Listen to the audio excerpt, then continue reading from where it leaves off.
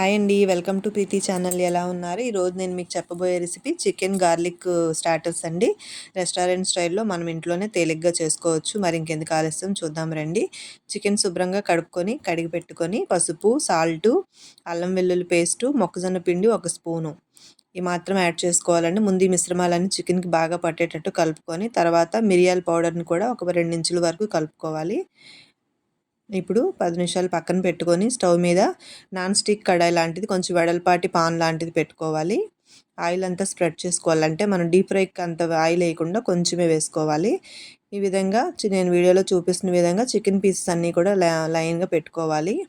అవన్నీ చిన్న మంట మీద మూత పెట్టి మగ్గబెట్టుకోవాలి. చూడండి అంతా కూడా డీప్ వరకు ఫ్రై అయ్యే వరకు ఇలాగ కలుపుకోవాలి.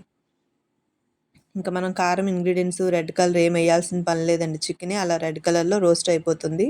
అలాగే చిన్న మంట మీదే మళ్ళీ ఫ్రై చేసుకోవాలి. ఇప్పుడు ఈ వేగిన చికెన్ అంతా కూడా ఒక ప్లేట్‌లోకి పక్కకు తీసుకుందాం.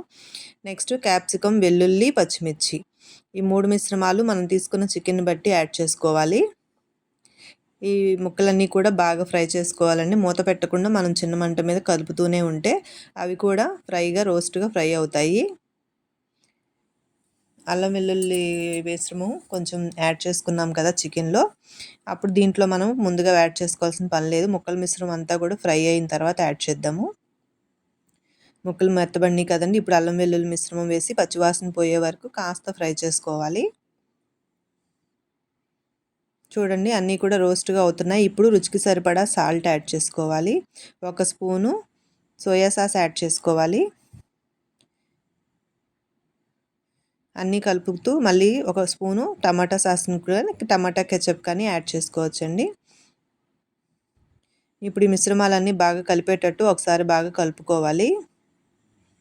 ఇప్పుడు ఇందులో మనం ముందుగా చికెన్ ఫ్రై చేసి పక్కన పెట్టుకున్నాం కదా! చికెన్ మిశ్రమాన్ని కూడా యాడ్ చేసి చికెన్ అంతా ఈ సోయా సాస్, ఈ గ్రేవీ అంతా కూడా పీల్చుకునే వరకు బాగా కలుపుకోవాలి. ఇప్పుడు మనం మూత పెట్టకుండానే ఇలా కలుపుతూనే ఉంటే సరిపోతుంది. లైట్‌గా కొంచెం గరం మసాలా యాడ్ చేసుకోవాలండి.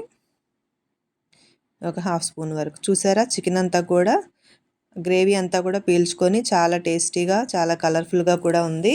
ఒకసారి మీరు కూడా ట్రై చేయండి. ఇప్పుడు ఫైనల్‌గా కొత్తిమీర కానీ, కరివేపాకు కానీ యాడ్ చేసుకోవచ్చు. కరివేపాకు కూడా డీప్ రోస్ట్ అయ్యి అసలు మంచి ఫ్లేవరు చాలా టేస్ట్ వచ్చిందండి. మీరు కూడా ట్రై చేయండి.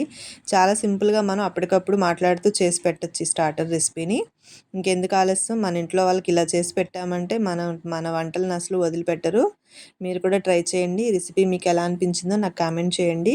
థ్యాంక్ యూ ఫర్ వాచింగ్ అండి. వీడియో స్కిప్ చేయకుండా లాస్ట్ వరకు చూసినందుకు థ్యాంక్స్ అండి. మీ ఫ్రెండ్స్‌కి కూడా షేర్ చేయండి. చూసారా రెడీ అయిపోయింది స్టార్టర్స్.